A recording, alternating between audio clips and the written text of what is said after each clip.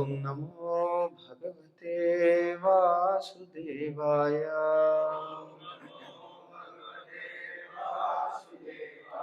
नारायणं नमस्कृत्य नरं चैव नरोत्तमं देवीं सरस्वतीं व्यासं ततो जयमुदीरये।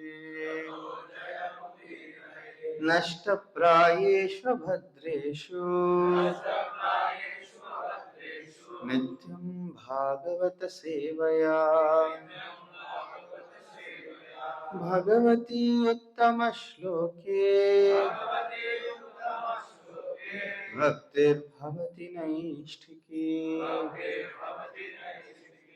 कृष्णाय वासुदेवाय देवकी नंदनाय च नंदगोपकुमाराय गोविंदाय नमो नमः।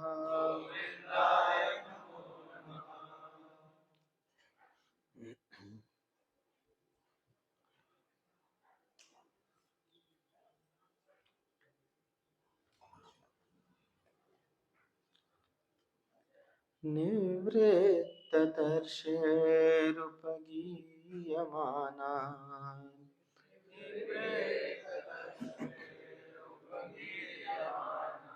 भवौषधा श्रोत्रमनोभिरामा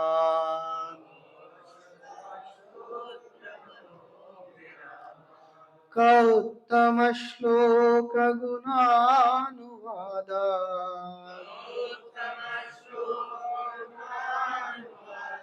पुमान् विरचेत वीणा पशुघ्नान्।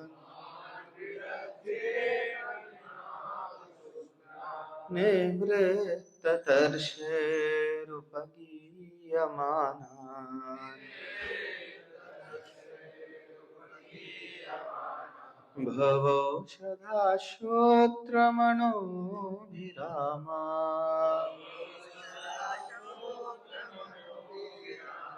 कौत्तमश्लोकगुणानुवादा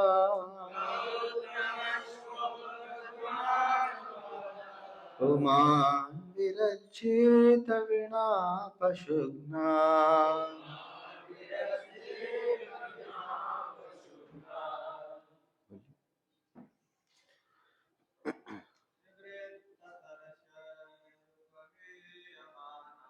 निवृत्ततर्षैरुपगीयमाना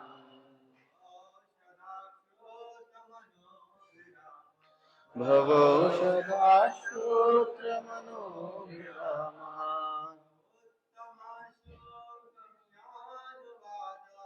कौत्तमश्लोकगुणानुवादा पुमान् विरचेत वीणा पशुघ्नान्। निवृत्ततर्षैरुपगीयमाना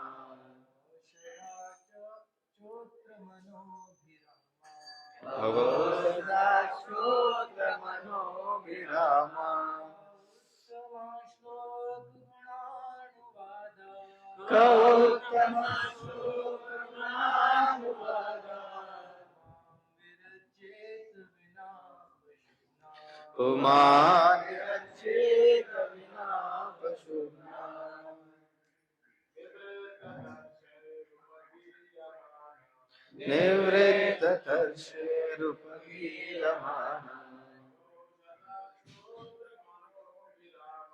भवौषधा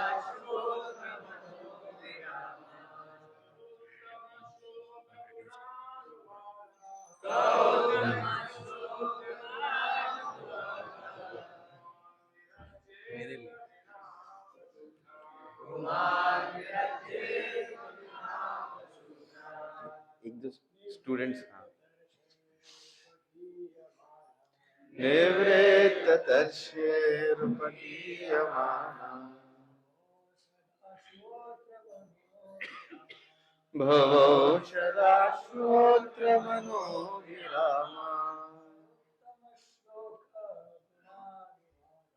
कौत्तमश्लोकगुणानुवादा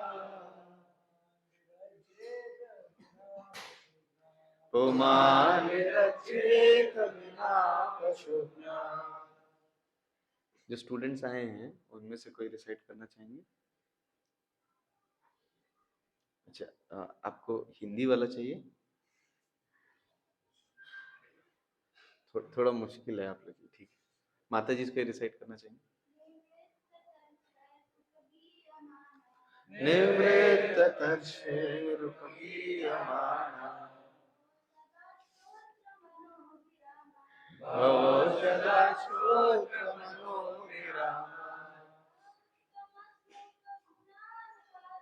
कौत्तमश्लोकगुणानुवादा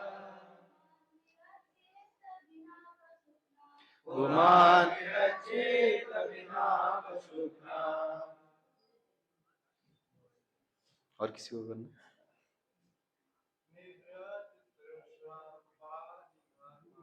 निवृत्त तर्षेरुपगीयमाना भवो सदा श्रोत्रमनोभिरामा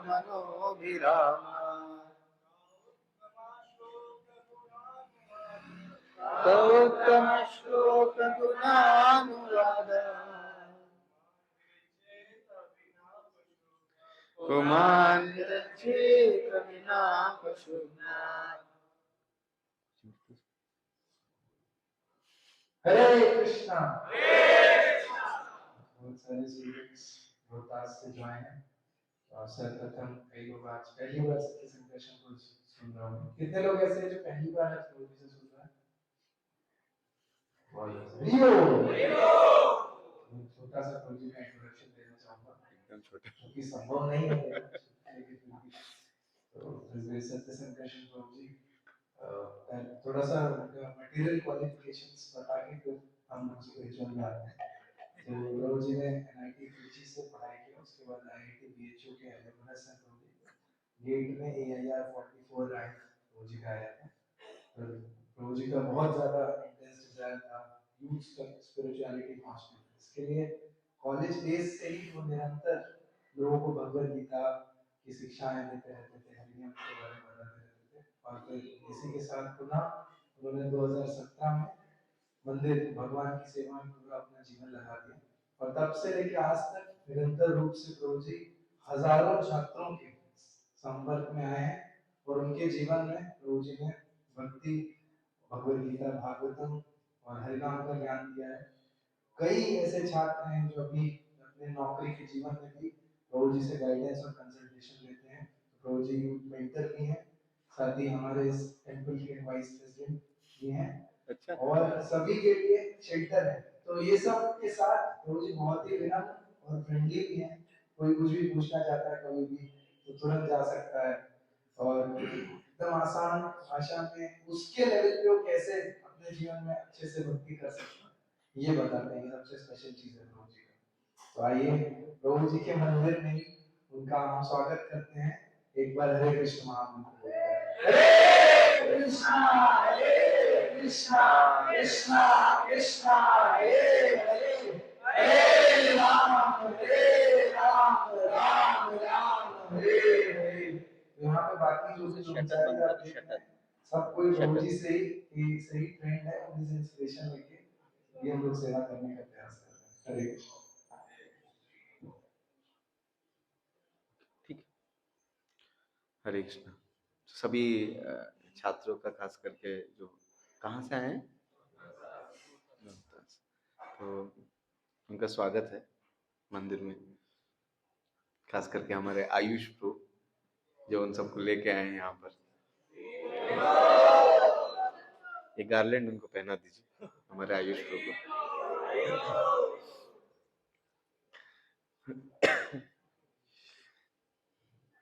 ये श्लोक के बारे में तो मैंने ये श्लोक इसलिए लिया था क्योंकि मुझे पता था कि नए छात्र भी हैं, साथ में पुराने छात्र भी हैं और ब्रह्मचारीज भी हैं, तो मैं सोचा सब कोई, और हमारे शिव कुमार कृष्ण प्रभु भी आए हुए हैं, तो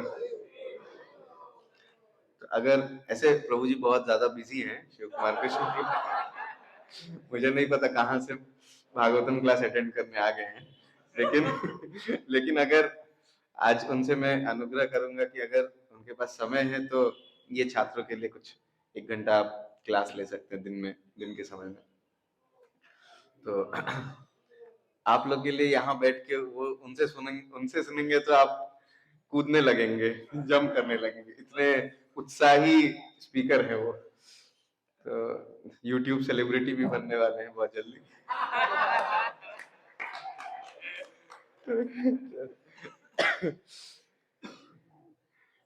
तो कल नव वर्ष का पहला दिवस था, 1 जनवरी। तो बहुत मैसेजेस आए, happy new year, happy new year, happy new year. आप लोगों ने भी बहुतों को बोला होगा, बहुतों ने आपको बोला होगा। तो एक बार मैं परम पूज्य भक्ति रसामृत महाराज से सुन रहा था, और महाराज न्यू ईयर के दिवस पे क्लास ले रहे थे, और वो बोल रहे थे कि हैप्पी न्यू ईयर, इसको विश्लेषण कर रहे थे। बोल रहे थे कि सबसे पहले तो कुछ हैप्पी तो है नहीं दुनिया में। बोले कि हर जगह दंगे चल रहे हैं, हर जगह युद्ध चल रहा है, हर जगह पॉलिटिक्स चल रहा है, हर जगह एक दूसरे को लोग नीचे खींचना चाहते हैं, हर जगह लोग जन्म मृत्यु जरा व्याधि से ग्रसित हैं। तो ऐसा तो कुछ ऐसा नहीं कि नया वर्ष आया है तो सब चीज एकदम गवर्नमेंट ने टैक्स हटा दिया और कॉलेजेस में पढ़ाई होने लगा प्रॉपरली, जॉब्स मिलने लगे, ऐसा कुछ हो रहा है क्या? कुछ भी नहीं हो रहा है। तो महाराज बोल रहे थे कि पता नहीं क्यों सब हैप्पी हैप्पी बोल रहे, लग रहा है इस उम्मीद में है कि कुछ तो इस वर्ष पिछले वर्ष के जितना बुरा नहीं होगा, इस वर्ष कुछ तो बेटर होगा, इसलिए हैप्पी न्यू ईयर बोल रहे। फिर उसके बाद बोले कि ये न्यू जो शब्द है ये भी बहुत विचित्र है, क्योंकि अगर आप 2023 और 2024 और 2025 जो अभी चलेगा, ये सबका न्यूज़पेपर अगर आप चेक करेंगे तो आपको सेम न्यूज ही मिलेगा। ऐसा कुछ नहीं है कि कुछ नया हो जाएगा, कहीं पर कोई जन्म ले रहा है, कहीं कोई मृत्यु को प्राप्त कर रहा है, कहीं कुछ बीमारी हो रही है, कहीं भारत मैच जीत रहा है, कभी भारत मैच हार रहा है, यही सब चलेगा और क्या चलेगा। नाम, जगह और डेट और समय यही बदलता है, और बाकी सब सेम ओल्ड स्टोरी से। मतलब वो इंग्लिश में ऐसा बोलते हैं कि old wine in a new bottle, मतलब वही पुराना शराब पी रहा है वो, लेकिन नए बॉटल में पी रहा है बस। तो 2024 बॉटल खत्म हो चुका है, अब 2025 का बॉटल लिया है। तो लेकिन अगर सही में कुछ नया करना है और सही में अगर कुछ ऐसा करना है जिससे कि प्रसन्नता प्राप्त हो, जिससे कि हैप्पीनेस प्राप्त हो, तो उसका सोल्यूशन जो है हमारे शास्त्रों में दिया हुआ है। बाकी और हर जगह बाहर जो लोग कर रहे हैं सब सेम ओल्ड स्टोरी चल रहा है। तो आज हम लोग थोड़ा सा इस श्लोक के बारे में भी थोड़ा सा चर्चा करेंगे, और हम ये चर्चा करेंगे कि कैसे अपने इस नए वर्ष को कुछ नया बनाया जा सके, कुछ अलग बनाया जा सके, और कैसे एक्चुअली ऐसा कुछ किया जा सके जिससे कि हम सही में प्रसन्नता को प्राप्त कर सकते हैं। तो उसके लिए मैं पहले ये श्लोक हम देखते हैं, प्रभुपाद जी क्या बोल रहे हैं इसमें। बहुत सुंदर श्लोक है।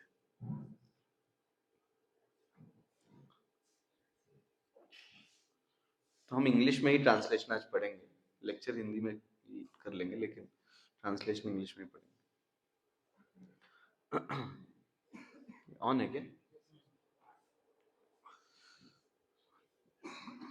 यहाँ पर कितने वक्त अंग्रेजी लाइक बोल लेंगे, लाइक रिपीट कर सकते हैं पीछे पीछे?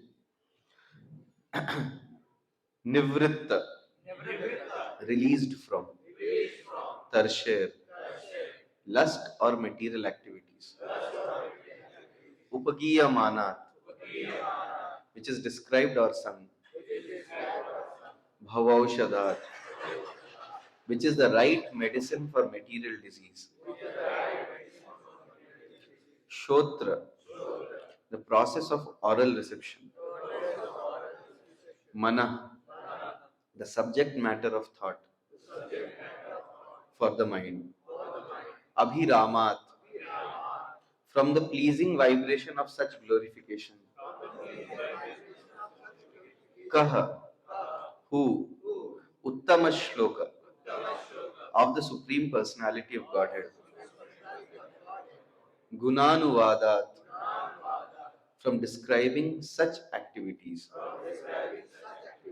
Puman, a person. Virajyeta, can keep himself aloof. Vina, except. Pashughnat, either a butcher or one who is killing his own personal existence. Glorification of the Supreme Personality of Godhead is performed in the Parampara system. That is, it is conveyed from spiritual master to disciple. Such glorification is relished by those who no longer interested in false temporary glorification of this cosmic manifestation. Descriptions of the Lord are the right medicine for the conditioned soul undergoing repeated birth and death. Therefore, who will cease hearing such glorification of the Lord except a butcher or one who is killing his own self? किसी के पास हिंदी का translation है इसका? कोई Hindi translation इसका पढ़ सकता है या मुझे दे दीजिए, मैं पढ़ लूं।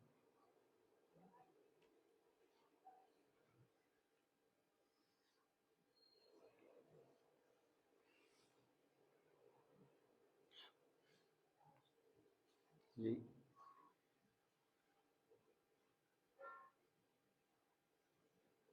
कौन सा?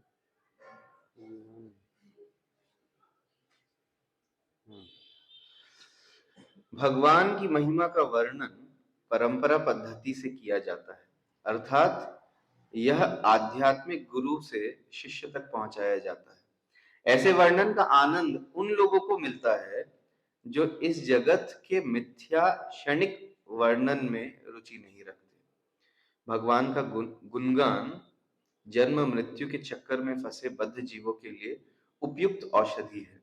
अतएव कसाई, पशुघाती या अपने को ही मारने वाले आत्मघाती के अतिरिक्त भगवान की महिमा को सुनना कौन नहीं चाहेगा। तात्पर्य, भारत में सामान्य लोगों के बीच यह आम प्रथा है कि बारंबार जन्म मरण के रोग से छुटकारा पाने के लिए वे भगवत गीता या श्रीमद् भागवतम से कृष्ण के विषय में सुनते हैं। यद्यपि अब भारत पतित हो चुका है, किंतु यह समाचार मिलते ही कि अमुक व्यक्ति भगवत गीता या श्रीमद् भागवत पर बोलेगा, अब भी हजारों लोग सुनने के लिए एकत्र हो जाते हैं। किंतु यह श्लोक इंगित करता है कि भगवत गीता तथा श्रीमद् भागवत का ऐसा पाठ ऐसे व्यक्तियों द्वारा किया जाना चाहिए जो भौतिक इच्छाओं से पूरी तरह मुक्त हो चुके हों। निवृत्त दर्शय, इस जगत में ब्रह्मा से लेकर एक क्षुद्र चींटी तक सारे जीव इंद्रिय भोग की भौतिक इच्छा से पूर्ण है और हर प्राणी इंद्रिय तृप्ति में लगा हुआ है। किंतु इस तरह लगे रहने पर कृष्ण कथा को महत्व को, चाहे वह भगवत गीता के रूप में हो चाहे श्रीमद् भागवत के रूप में हो, पूरी तरह नहीं समझा जा सकता। इसको हटा सकते। यदि हम मुक्त पुरुषों के मुख से भगवान की महिमा के विषय में सुने तो इससे भव बंधन से अवश्य छूट सकते हैं।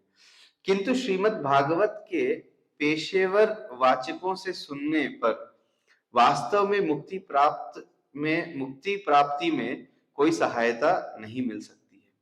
कृष्ण कथा अतीव सरल है। भगवत गीता में कहा गया है कि कृष्ण परमेश्वर हैं। वह स्वयं बोलते हैं मत्तः परतरम नान्यत् किंचित अस्ति धनंजय। हे अर्जुन, मुझसे श्रेष्ठ कोई सत्य नहीं है, लेकिन केवल इतना ही जान लेने केवल इतना ही जान लेने से कि कृष्ण परमेश्वर हैं मुक्त हुआ जा सकता है।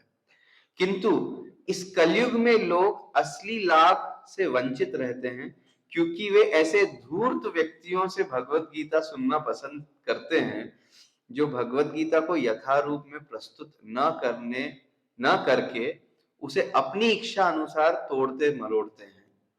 बड़े बड़े विद्वान, राजनीतिज्ञ, दार्शनिक तथा वैज्ञानिक अपने ही दूषित तरीकों से भगवत गीता पर प्रवचन करते हैं, और सामान्य लोग इन्हीं से सुनते हैं, क्योंकि वे किसी भक्त से भगवान के गुणानुवाद को सुनने में रुचि नहीं रखते। भक्त वह है जो भगवान की सेवा करने के अतिरिक्त भगवत गीता तथा श्रीमद् भागवत का पाठ करते हुए कोई अन्य प्रयोजन नहीं रखता। इसीलिए श्री चैतन्य महाप्रभु ने हम सबको सलाह दी है कि स्वरूप सिद्ध व्यक्ति से ही भगवान का गुणानुवाद सुना जाए। भगवत परोदिय भगवत भागवत भागवत पढ़ भागवत स्थाने। जब तक कोई कृष्ण भावनामृत विज्ञान में सिद्धात्मा ना हो, तब तक नव दीक्षित को चाहिए कि वह उससे भगवान के विषय में सुनने के लिए ना कहे, क्योंकि श्रील सनातन गोस्वामी ने पद्म पुराण में निम्नलिखित उदाहरण देते हुए ऐसा करने से मना किया है। अवैष्णव मुखोद्गीर्णम पूतम हरि कथामृतम श्रवणम नैव कर्तव्यम सर्पोच्चिष्ट यथापय। जो वैष्णव आचरण वाला न हो उससे कथा नहीं सुननी चाहिए। वैष्णव तो निवृत्त तृष्ण होता है, उसका कोई भौतिक उद्देश्य नहीं होता, क्योंकि उसका एकमात्र उद्देश्य कृष्ण भावनामृत का प्रचार करना होता है। तथाकथित विद्वान, दार्शनिक तथा राजनीतिज्ञ स्वार्थवश भगवत गीता के अर्थ को तोड़ मरोड़ कर अपना उल्लू सीधा करना चाहते हैं। उल्लू सीधा करना चाहते हैं मतलब अच्छा, अपना काम निकालना। इसीलिए यह श्लोक सावधान करता है कि कृष्ण कथा का वचन वही करे जो निवृत्त तृष्ण हो। सुखदेव गोस्वामी श्रीमद् भागवत के आदर्श उपयुक्त वाचक हैं, और मृत्यु का सामना करने के पूर्व अपना राज्य तथा परिवार को किसी उद्देश्य से छोड़ने वाले परीक्षित महाराज आदर्श श्रोता हैं। श्रीमद् भागवत का सुयोग्य वाचक बुद्धिजीवों को सही औषधि भवौषधि प्रदान करता है। इसीलिए कृष्ण भावनामृत आंदोलन ऐसे योग्य प्रचारकों को प्रशिक्षित करने में प्रयत्नशील है, जो सारे जगत में श्रीमद् भागवत तथा भगवत गीता का वचन कर सके, जिससे विश्व भर में सामान्य जन इस आंदोलन का लाभ उठा सके और भौतिक संसार के 3 तापों से छूट सके। तो थोड़ा लंबा परपट है, थोड़ा जरूरत पड़ेगा तो उसके बाद पढ़ेंगे। तो ये श्लोक का जो तात्पर्य है उसको पढ़ने के बाद सबसे पहले तो मुझे मन कर रहा है कि मैं उतर के आप लोग के बीच में बैठ जाऊं, क्योंकि ऐसा लिखा हुआ है कि जो निवृत्त दर्शय, जो निवृत्त हो चुका है पूरी तरह से, जिसके अंदर कोई भौतिक इच्छा नहीं है, वो कथा कर सकता है। लेकिन प्रभुपाद को पता है कि जो इस श्लोक पे बोल रहा है वो खुद ही निवृत्त दर्शय नहीं है। तो प्रभुपाद जी क्या कर रहे हैं, एक स्टेटमेंट लिखा प्रभुपाद ने, इंग्लिश में ऐसा लिखा है कि this Krishna consciousness movement is trying to train devotees, train young men, train devotees in becoming ideal preachers of Shrimad Bhagavatam. तो अभी हम जो बैठ के यहाँ पर कथा कर रहे हैं वो क्या है, ट्रेनिंग है। किसका ट्रेनिंग, हमारा खुद का ट्रेनिंग। तो ये श्लोक बहुत सुंदर श्लोक है। एक बार उस श्लोक को दिखा सकते हैं, इससे कनेक्ट कर सकते हैं। इस श्लोक में कुछ बहुत इंपॉर्टेंट वर्ड्स, इसमें 3 स्तर के लोगों के बारे में बात की गई है।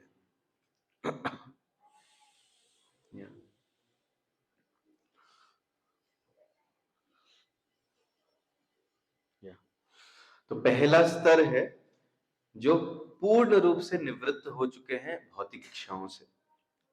श्रीमद् भगवद गीता का एक बहुत सुंदर श्लोक है, निर्माण मोहित संग दोष आध्यात्म नित्य विनिवृत्त काम द्वंद्व विमोक्ते सुख दुख संगे गच्छन्त्यमूढ़ा पदमव्ययम् तत्।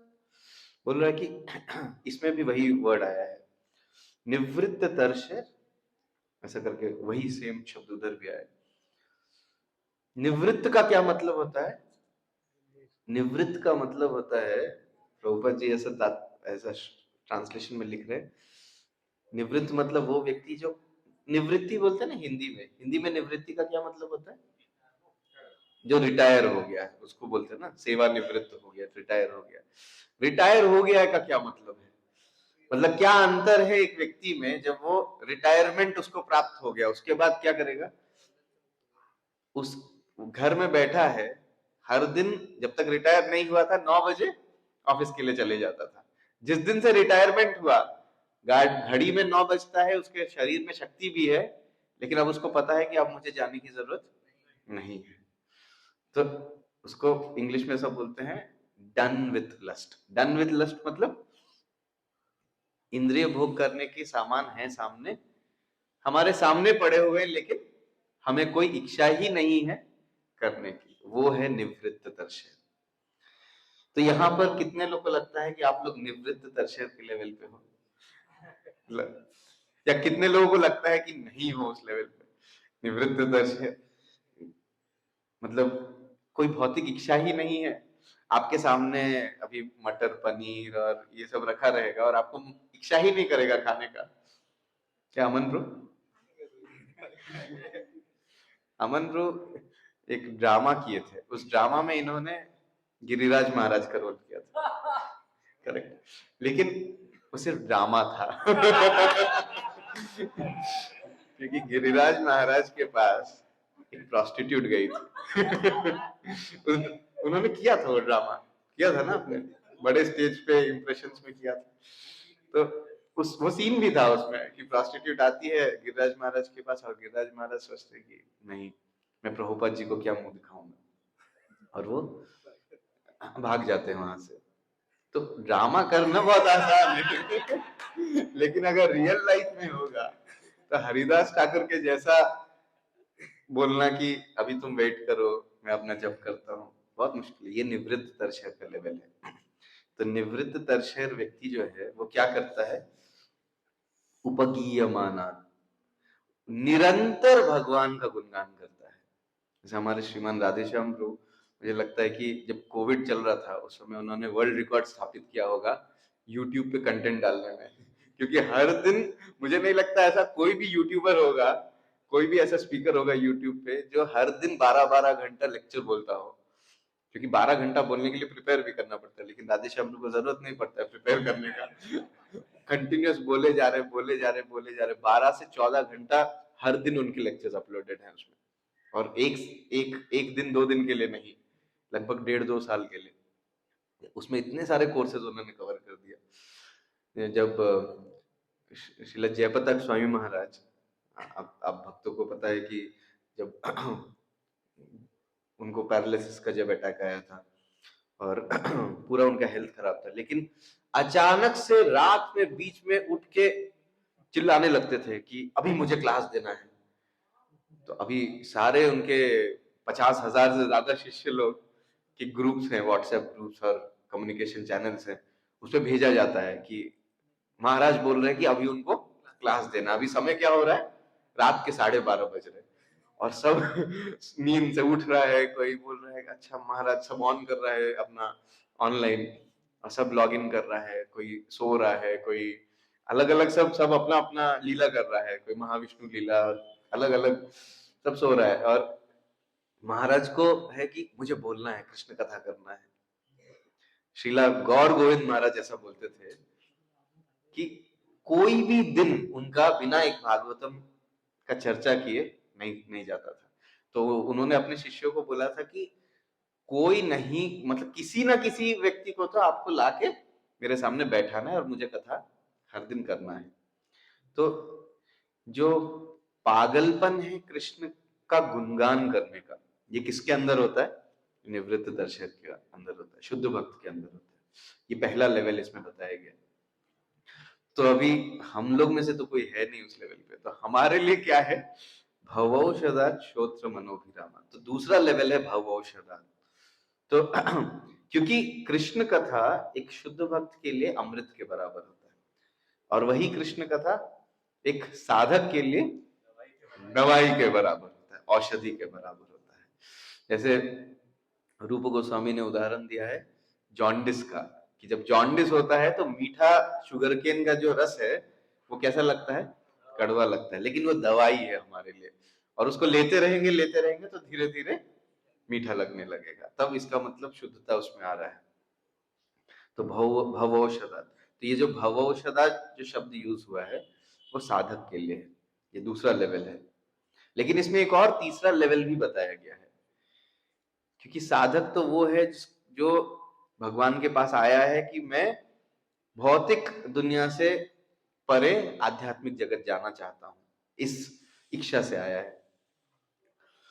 लेकिन तीसरा लेवल इसमें बताया गया है कि ऐसे लोग जिनके अंदर इतना बड़ा कोई इच्छा नहीं है कि मुझे भौतिक दुनिया को छोड़ के आध्यात्मिक दुनिया जाना है, लेकिन थोड़ा सा कृष्ण के कथा के में थोड़ा सा रुचि है। जब कोविड चल रहा था तो रामायण रामायण फिर से टेलीकास्ट हुआ था, रामायण फिर से टेलीकास्ट हुआ था, उसका हाईएस्ट टीआरपी था उसका, क्योंकि क्योंकि भारत अभी भी भारत ही है। अभी भी आप रामायण चलाओगे टीवी पे तो सब लोग बैठ के देखने लगेंगे।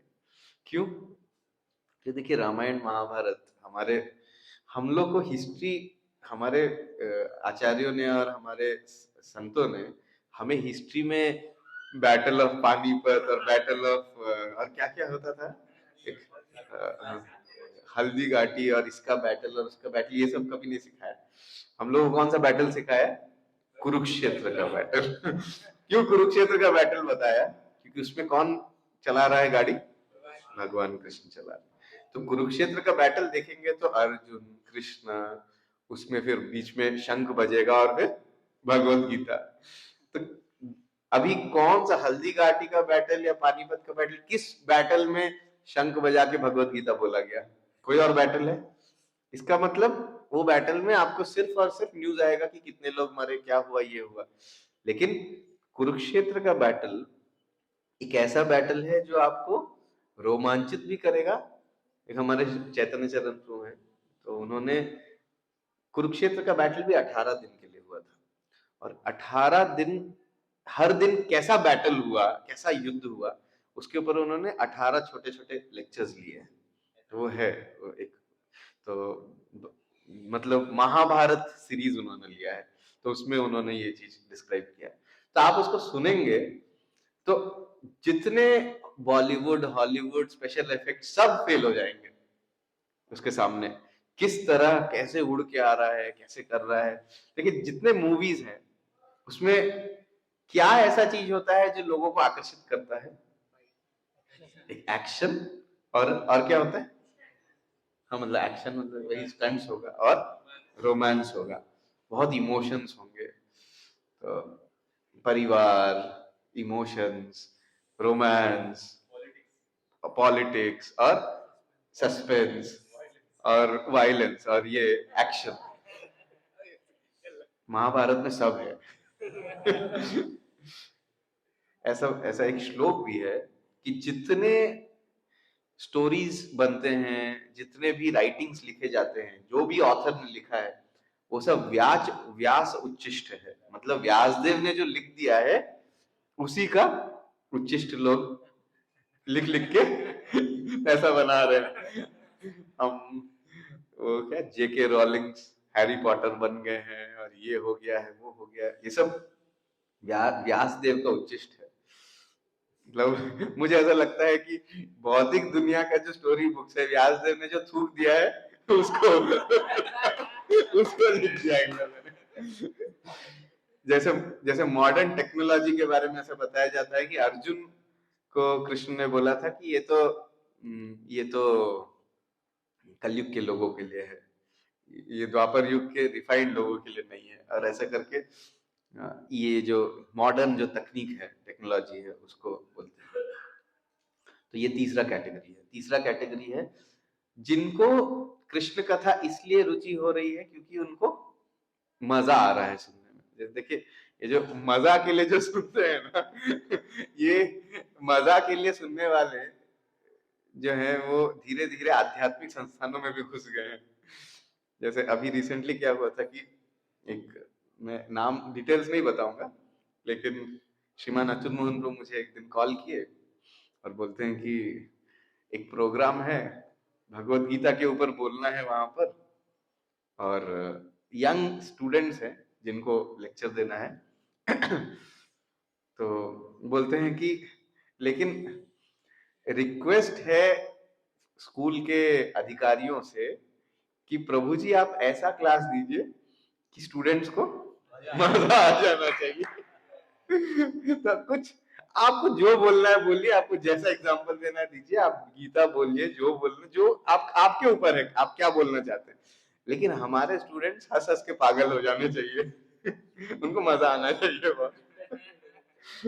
तो प्रभु जी मुझे कॉल किए और बोले कि तुम लोग कैसे हंसाते हो स्टूडेंट्स को। तो हम बोले कि प्रभु जी गीता फिलोसॉफिकल बुक है, उसमें उसमें इतना इतना ड्राई फिलॉसफी और तत्व दिया हुआ है, आप कैसे उसके ऊपर ह्यूमरस क्लास देंगे। तो फिर हम लोग चर्चा किए, हमने कुछ एग्जांपल्स दिया और फिर हमने प्रभु जी को बोला कि अगर आप इस टाइप का कुछ थीम सेलेक्ट करें, तो मैंने क्या थीम दिया, मैंने प्रभु जी को बोला कि आप शुरुआत ऐसा कुछ कर सकते हैं कि मेरा भारत महान, उस स्टाइल से कि भारत का स्पेशलिटी क्या है। जैसे हर देश का एक स्पेशलिटी होता है ना, तो जर्मनी का स्पेशलिटी होता है वहां के मशीन्स, कार्स, वो सब जर्मनी का स्पेशलिटी होता है। और यहाँ पर क्या स्पेशलिटी, यूएस का स्पेशलिटी क्या है, सॉफ्टवेयर इंडस्ट्री, सिलिकॉन वैली, ये सब यूएस का स्पेशलिटी। और भारत का स्पेशलिटी क्या है? भारत का स्पेशलिटी स्पिरिचुअलिटी है। लेकिन जैसे प्रभु जी बोल रहे ना कि भारत में बहुत जुगाड़ चलता है। कैसा जुगाड़ चलता है? भारत में ट्रेन में पंखा खराब होता है तो पंखा ठीक करने वाले को नहीं बुलाया जाता है, लेकिन अपना कंघी या कुछ पेन निकाल के ठोक के उसको ठीक कर दिया जाता है। तो ये सिर्फ भारत में ही हो सकता है। एक बार हमारे वो आप मिले होंगे, आप में से बहुत सारे भक्त, देवव्रत प्रभु। तो एक बार प्रभु जो है वो कुछ और ब्रह्मचारी के साथ ट्रेन में जा रहे थे और उन्होंने देखा कि एक तो वो यूएस से है तो उनको बहुत ज्यादा गर्मी लग रहा था स्लीपर में, और वो बोले कि ये पंखा क्यों नहीं चल रहा है। तो उन्होंने देखा कि बगल वाले पंखे पे जूते रखे हुए हैं। तो ये बोले कि ये मेरे लिए बहुत बड़ा शौक है कि ऐसे कैसे हो सकता है कि पंखे के ऊपर जूता रखा हुआ है, ये तो मैंने यूएस में कभी देखा ही नहीं। ना वहां शू स्टैंड लिखा हुआ है और जूता ऊपर क्यों रखे। तो अगर कोई पाश्चात्य जगत से आता है यहाँ पर भारत, उसका तो दिमाग ही गायब हो जाएगा कि कैसे हो सकता है ये। और लोग पीसफुली एग्जिस्ट करते हैं इतना भीड़ में भी, पता है कि ऊपर क्या रखा हुआ है। लेकिन जब हम नए नए यूपी में आए थे तो हमारे लिए बहुत बड़ा कल्चर शॉक था, हर जगह थूका हुआ रहता था। थूक नहीं, पान। तो हम मंडवाड़ी स्टेशन जब गए तो वहां लिफ्ट में चढ़े, तो हमें लगा लिफ्ट तो एटलीस्ट अच्छा होगा, लिफ्ट के अंदर भी कॉर्नर में रुका हुआ था। हम बोले यूपी में अगर आप एस्केलेटर लगा दो, लिफ्ट लगा दो, कुछ भी लगा दो, लेकिन वो बदलने वाला नहीं। अभी धीरे धीरे बदल रहा है, अभी धीरे धीरे परिवर्तन आ रहा है। अच्छा। तो उस समय 2014 की बात बता रहा हूँ मैं। 2014 में ट्रेन्स बहुत ज्यादा लेट होता था, बहुत ज्यादा लेट होता था। तो इंडियन रेलवेज का एक स्पेशल एम्पावरमेंट को क्या बोलते हैं हिंदी में? मतलब इंडियन रेलवे सशक्त है, आपको धैर्य क्या है सिखाने को। उनमें उनमें शक्ति है। मतलब गीता पढ़ के धैर्य नहीं सीख सकते हो, रेलवे में ट्रैवल करके धैर्य सीख सकते हो। 2014 में जब हम ट्रेन से जाते थे तो कभी कभी हम चढ़ जाते थे और उसके बाद सीट पे जाते थे तो देखते थे कोई और बैठा हुआ है, तो वो भी टिकट दिखाता था, उसका भी सेम सीट नंबर है और मेरा भी सेम सीट नंबर है, ट्रेन नंबर भी सेम है। वो जो ट्रेन आया है वो पिछले दिन का ट्रेन आया है। मतलब 24 घंटा डिले भी बहुत कॉमन होता था, खास करके विंटर के समय में 24-24 घंटा डिले होता था। तो मैं पहुंच गया टाइम पे, क्योंकि उस समय हमारे पास स्मार्टफोन ये सब था नहीं कि वेयर इज माई ट्रेन और ये सब चेक कर ले। तो जाते थे तो पता चलता था कि अभी जो कल जो इस समय पे ट्रेन आना था वो अभी पहुंचा है। मैं मजाक नहीं कर रहा हूँ, ये यूपी का मतलब कानपुर से, जो अभी दीनदयाल जंक्शन उपाध्याय जो डीडीयू बोलते हैं, मुगल सराय उस समय नाम था, कानपुर से मुगल सराय आने में 20-25 घंटा लग चुका है, क्योंकि ऐसा कोहरा होता था कि हर जगह रोका हुआ है ट्रेन। मतलब तो ये सब खासियत कहाँ का है? भारत का है। तो भारत आपको एक दिव्य गुणों को सिखाती है, धैर्य। और एक बार हमारे गुरु महाराज ऐसा बोल रहे थे कि वो वृंदावन या मथुरा में कहीं बस से ट्रैवल कर रहे थे। बस में वो एक सीट पे बैठे थे और उनके आगे सीट पे एक माता जी बैठी थी छोटी बच्ची बच्चे के साथ। और बच्चे को बीच में क्लियरिंग कॉल आया। अभी अभी चलता हुआ बस आपके बच्चे के लिए तो रोकेगा नहीं। तो माता ने बहुत सिंपल टेक्निक अपनाया, खिड़की से बाहर रखा बच्चे को, बस चल रहा है और उसने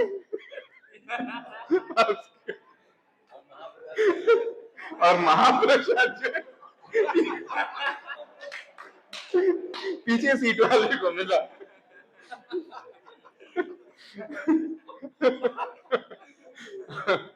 तो तो महाराज ऐसा बोल रहे थे, महाराज नहीं थे वो पीछे वाले पर्सन, उनके बगल में बैठे थे। महाराज ऐसा बोले कि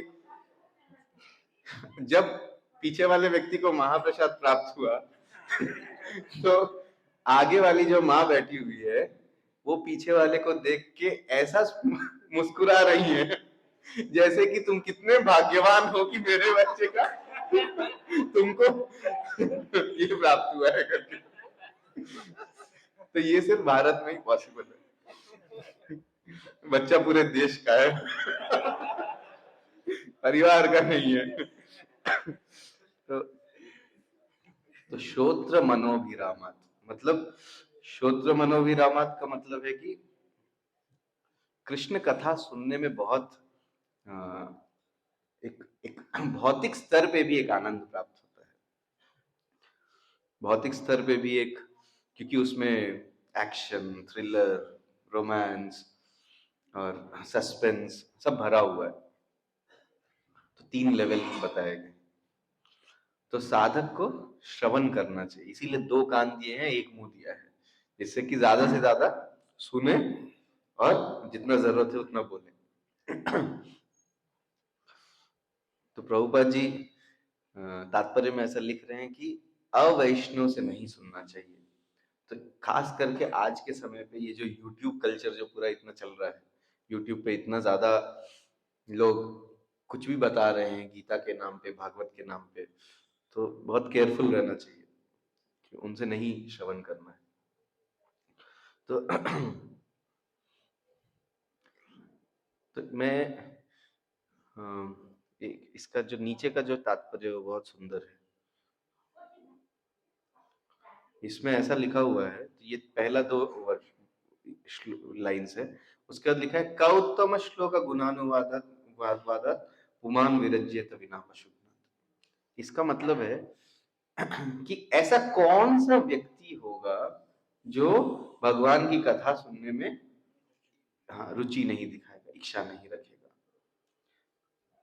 उसके बाद ऐसा बोला गया है कि अगर ऐसे लोग हैं तो वो दो ही कैटेगरी के लोग हैं। दो कैटेगरी क्या बताया गया है? दो तरह के ही लोग होते हैं जिनको भगवान की कथा सुनने में इच्छा नहीं होता। वो कौन है? पशुघ्नाथ। पशुघ्नाथ के दो अर्थ निकाले जा सकते हैं। जो पशु का हत्या करते हैं उसको भी पशुघ्नाथ बोला गया है, कसाई। क्यों ऐसा बोला गया है कसाई? आपको पता है स्लॉटर हाउस में जो स्लॉटरिंग होता है, कसाई घर में जो कसाई काटता है, पहले वो दारू पी लेता है और दारू पी के उसके बाद काटता है। क्यों? क्योंकि जब पी लेता है तो उसके बाद उसको कोई कोई उसके अंदर कुछ सूक्ष्म इमोशंस, भावना, सूक्ष्म भावनाएं सब हट जाती है उसकी। अब उसके बाद वो उस वायलेंस को कर पाता है, काट पाता है, वो सब कर पाता है। अगर किसी के हृदय में कुछ सूक्ष्म भावनाएं हैं नहीं, तो ऐसा ही व्यक्ति भगवान की कथा नहीं सुनना चाहिए। दूसरा क्या बोला जा रहा है?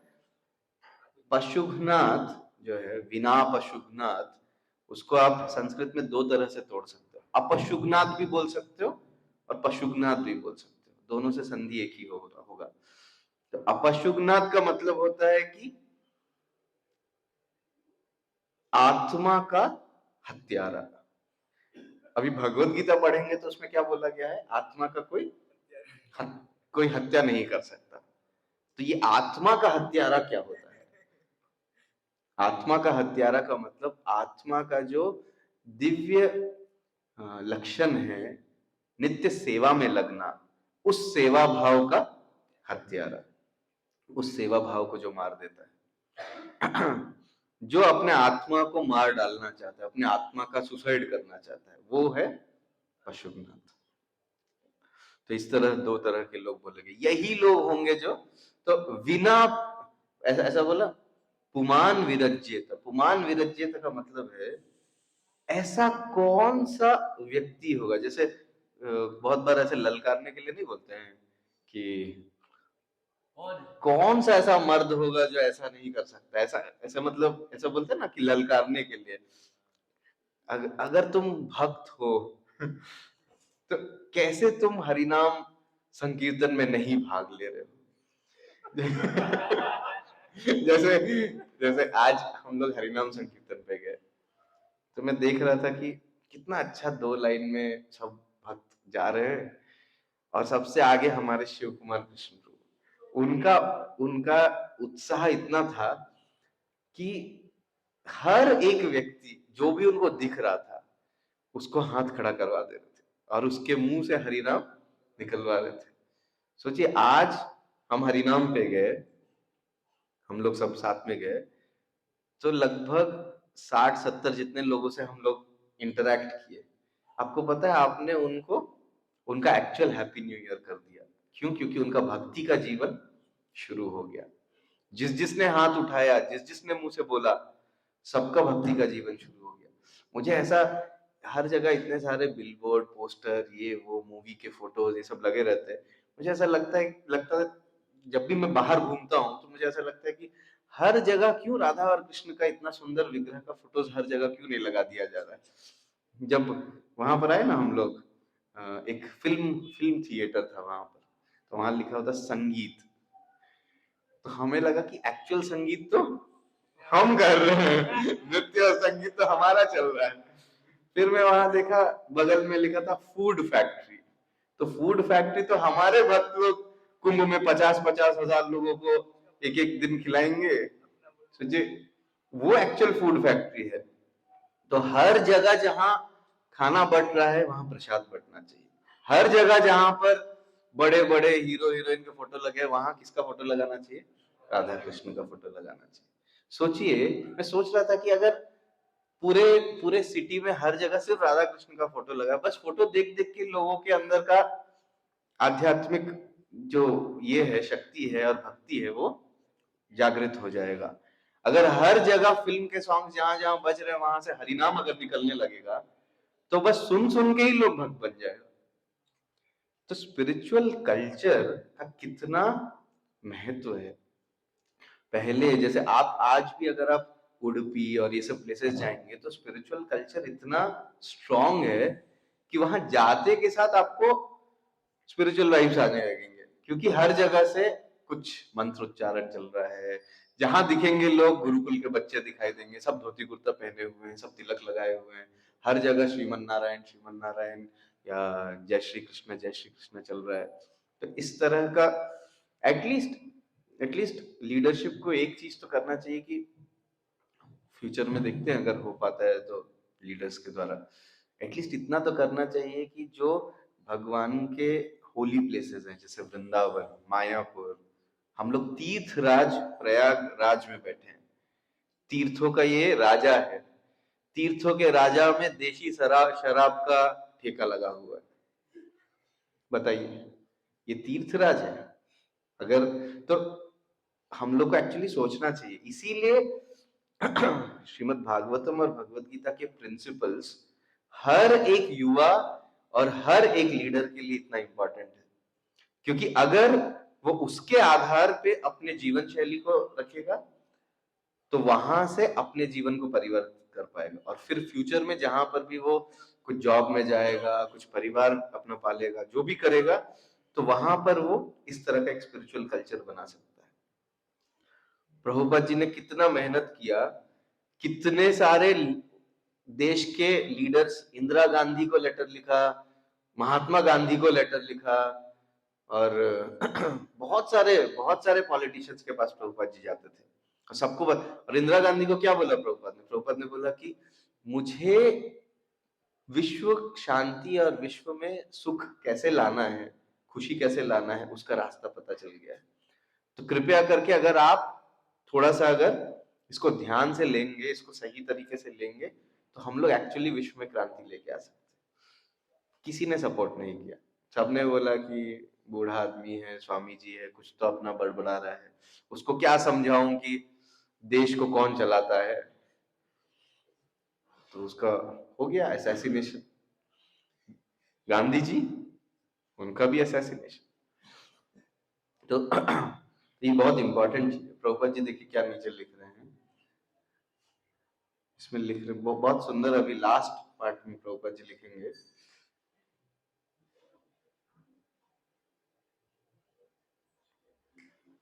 जो कृष्ण भावना भावित नहीं है, इस तरह जो भगवान की सेवा में अपने को नहीं लगाता, वह भी पशुघ्न है, क्योंकि वह जानबूझकर विष पीता है। ऐसे व्यक्ति को कृष्ण कथा में रुचि नहीं होती, क्योंकि उसमें इंद्रिय तृप्ति की लालसा शेष रहती है, वह निवृत्त तृष्ण नहीं होता। जैसा कि कहा गया है कि त्रिवर्ग अर्थात धर्म, अर्थ तथा काम में रुचि जिसकी रहती है, वह भक्ति में संलग्न नहीं होता। वे भौतिक पद प्राप्त करने तथा उसके द्वारा इंद्रिय तृप्ति के लिए अच्छी अच्छी सुविधाएं प्राप्त करने में के निमित्त धार्मिक होते हैं। ऐसे लोग अपने को जानबूझकर जन्म मरण के चक्र में डालकर अपनी हत्या करते हैं। वे कृष्ण भावनामृत में कभी भी रुचि नहीं ले सकते। कृष्ण कथा के लिए वक्ता तथा श्रोता होना चाहिए। ये दोनों कृष्ण भावनामृत में तभी रुचि ले सकेंगे जब उन्हें भौतिक कथाओं में रुचि न हो। वास्तव में यह हर कोई देख सकता है कि जो लोग कृष्ण भावना भावित हैं, उनमें यह प्रवृत्ति स्वतः उत्पन्न होती है। यद्यपि कृष्ण भावनामृत आंदोलन के भक्तगण तरुण व्यक्ति हैं, किंतु वे भौतिकवादी अखबार, पत्रिकाएं इत्यादि नहीं पढ़ते, क्योंकि उन्हें ऐसी कथाओं में कोई रुचि नहीं होती। वे देहात्म बुद्धि का सर्वथा परित्याग कर देते हैं। गुरु उत्तम श्लोक अर्थात पूर्ण पुरुषोत्तम भगवान विषयक कथाओं को कहता है और शिष्य ध्यान से उन्हें सुनता है। जब तक दोनों भौतिक इच्छाओं से मुक्त नहीं हो लेते, तब तक उन्हें कृष्ण भावनामृत की कथाओं में रुचि नहीं हो सकती। गुरु तथा शिष्य को कृष्ण के अतिरिक्त और कुछ समझने की आवश्यकता नहीं रहती, क्योंकि कृष्ण को समझने तथा कृष्ण के विषय में बातें करने मात्र से ही व्यक्ति पूर्णतया विद्वान बन सकता है। यस्मिन् विज्ञाते सर्वमेवं विज्ञातम भवन्ति। भगवान हर एक के हृदय में आसीन रहते हैं। उनकी कृपा से भक्त तो भगवान से ही सीधे आदेश प्राप्त कर सकता है। तो प्रभुपाद जी बोल रहे हैं कि प्रभुपाद जी ऐसे बहुत भागवतम के बहुत सारे पर्पट्स में ऐसा लिखे हैं कि क्या यूज है ये मैगजीन्स के, सिनेमा मैगजीन्स के, ये अखबारों के और इतने सारे भौतिक इच्छाओं को बढ़ाने के जो इतने सारे स्तोत्र हैं, उनका क्या यूज है। जैसे मैं रिसेंटली एक स्टडी पढ़ रहा था सोशल मीडिया के बारे में। तो सोशल मीडिया जो है, एक तरह से बोला जाए तो अभक्त का संग प्राप्त करने का सबसे सुलभ, सबसे आसान तरीका है। और जब से जियो कंपनी आया तब से तो उसने फ्री बांट के, एक्चुअली ये जो फ्री वाला जो कल्चर है ये बहुत डेंजरस होता है। आपको पता है, एक इंग्लिश में एक सेइंग है, there are no free lunches, ऐसा करके, there are no free lunches. ये जो सेइंग है ये कहां से आया बताऊं? वेस्ट में एक बार क्या हुआ कि एक बड़े रेस्टोरेंट चेन ने, बियर कंपनी के चेन ने ऐसा सोचा कि हम लोग एक ऑफर देते हैं कि जो भी हमारे यहाँ आके दारू खरीदेगा हम उसको फ्री लंच खिलाएंगे। तो क्या हुआ, सब जाता था और जाके दारू खरीदता था ताकि उसको लंच मिल सके। जो लंच होता था उसमें ऐसे ऐसे आइटम थे जिसमें नमक और वो सब सॉल्टी चीजें बहुत ज्यादा थी, जिसको जब कोई खाएगा तो उसको दारू पीने का जो प्रवृत्ति है और इच्छा है वो बढ़ जाएगा। तो प्रैक्टिकली उन्होंने अपने सेल्स को उससे मल्टीपल टाइम्स बढ़ा लिया, फ्री लंच बांट के। तो फ्री लंच फ्री में नहीं है। तो जहां तो एक ऐसा कार्टून मैंने देखा जिसमें लिखा हुआ था कि एक व्यक्ति बोल रहा है वाईफाई से, मैं तुमको इसलिए इस्तेमाल कर रहा हूं क्योंकि तुम फ्री के हो। और वाईफाई बोल रहा है उस व्यक्ति को, मैं तुम्हें इसलिए इस्तेमाल कर रहा हूं क्योंकि तुम फ्री हो। आपको समझ में आया मीनिंग? तो ये बोल रहा है कि तुम्हारे लिए कुछ पैसा नहीं देना पड़ रहा है, और वो बोल रहा है कि तुम खाली हो। इसीलिए खाली दिमाग शैतान का घर। तो अपने आप को कभी खाली नहीं रखना चाहिए। अगर जीवन में कोई पर्पसफुल चीज नहीं है करने के लिए तो बहुत ही डेंजरस सिचुएशन होता है। तो ये जो सोशल मीडिया है उसमें इतना ज्यादा आप देखेंगे कि ट्रोलिंग, आजकल तो ऐसे ऐसे चीज चल रहे हैं कि मतलब आपको शॉक लगेगा। लोग अपनी ही बेइज्जती करा रहे हैं, लोग अपनी बेइज्जती करा रहे हैं, बोलते हैं रोस्ट कर रहा है, ये कर रहा है, और लोगों को अच्छा लग रहा है, मजा आ रहा है देखने में। तो आपको एक रियल लाइफ सिचुएशन बताता हूँ। ये रियल लाइफ केस स्टडी है। 2 दशक पहले की बात है कि एक माँ उसकी एक कुछ 8 या 9 साल की बच्ची थी, और वो कुछ फ्लोर्स ऊपर से, 4 या 5 फ्लोर ऊपर से एक्चुअली गिर जाती है। और जब वो गिर जाती है तो भगवान की कृपा से वो मरती नहीं है, लेकिन काफी चोट लगता है। और वो उस तो जैसे ही गिरती है तो बाकी सब जो आसपास जो नेबर्स थे तो माँ को नहीं पता कि वो गिरी है। आसपास जो नेबर्स थे उन्होंने देखा कि ये बच्ची गिर गई और उसको तुरंत उठा के उन लोग हॉस्पिटल रश किए और हॉस्पिटल लेके गए। तो हॉस्पिटल में और फिर वहां से फिर माँ को संदेश पहुंचाया। तभी मोबाइल और ये सब उतना नहीं था, तो माँ को संदेश पहुंचाया कि आपकी बच्ची जो है थोड़ा चोट लग गया है उसको, आप हॉस्पिटल आ जाइए करके। तो माँ को लगा, उसको नहीं पता कि कहाँ से गिरी है, क्या हुआ है, तो जस्ट चोट लगा करके जा रही है। तो रास्ते में उसको किसी ने बताया कि एक्चुअली वो थोड़ा हाइट से गिर गई। तो उसको फिर समझ में आया कि अच्छा चोट लगा है, लेकिन चोट थोड़ा ज्यादा लगा होगा क्योंकि वो हाइट से गिर गई है। फिर जब और वो आती है पास, तो उसके बाद फिर उसको समझ में आता है कि मतलब काफी चोट लगा होगा। तो धीरे धीरे वो एक्चुअली रियलिटी धीरे धीरे एक्सेप्ट कर रही थी। और जब वो पहुंची, बच्ची बच गई लेकिन काफी चोट लगा था, तो वहां पर उसको पता चला कि एक्चुअली वो ऑलमोस्ट 4 फ्लोर ऊपर से गिरी थी और इतना हाइट से ऊपर गिरी थी, वो पता चला। लेकिन उसको समझ में आ गया कि ये बच गई है और ये सुरक्षित है करके। ये रीसेंट एक एपिसोड है, तो ये केस स्टडी है, एक केस स्टडी है ये। तो रीसेंट एक एपिसोड है, ये मैंने जो बताया वो दो दशक पहले का स्टोरी बताया। रीसेंट एक एपिसोड में क्या होता है कि एक व्यक्ति, एक नव युवती, उसके पति जो 35 इयर्स के थे, वो ऑफिस के काम से गए थे किसी दूसरे शहर में। और उनका आदत था हर दिन सुबह में मॉर्निंग वॉक पे जाना, मॉर्निंग जॉगिंग पे जाना। तो जॉगिंग कर रहे थे और उस शहर में ट्रैफिक ऐसा था कि वो तो उस शहर में गए थे कुछ बिजनेस काम से, तो उनको एक गाड़ी ने ठोक दिया। और जैसे ही ठोक दिया तो उस व्यक्ति का मृत्यु हो गया वहीं पर। और ये जो उनकी वाइफ है, उनकी जो वो भी यंग है, उनका आदत क्या है, सोशल मीडिया पगला के यूज करना। और उनका उनका हर दिन का यही ये है कि सुबह उठते ही सबसे पहले क्या करते, वो सब करते ना, वो क्या स्टेटस अपडेट करते हैं। और मतलब इतना लोगों के पास फुर्सत है ये बताने के लिए कि मैं उठ गया, आज मैं ब्रेकफास्ट में ये खाया, आज मैं ये कपड़ा पहना। इसका मतलब खाली दिमाग शैतान का घर, कुछ है नहीं करने के लिए, तभी इतना कर सकता है, इतना समय निकाल सकता